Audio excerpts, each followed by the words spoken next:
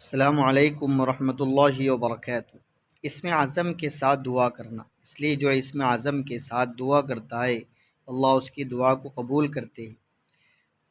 حضرت عائشہ رضی اللہ عنہ فرماتی ہے کہ میں نے رسول اللہ صلی اللہ علیہ وسلم سے سنا کہ آپ صلی اللہ علیہ وسلم نے فرمایا، جب ان کلمات یعنی اسم اعظم اللہم انی اسألوک بِاسْمِكَ الطَّاهِرِ الطَّيِّبِ الْمُبَارَكِ الْأَحَبِّ إِلَيْكَ سے دعا کی جاتی ہے تو قبول ہوتی ہے۔ اسم اعظم کے ذریعے یا ان کلمات کے ذریعے جو دعا کی جاتی ہے وہ قبول ہوتی ہے، اللہ تعالیٰ اس کو قبولیت عطا فرماتی ہے۔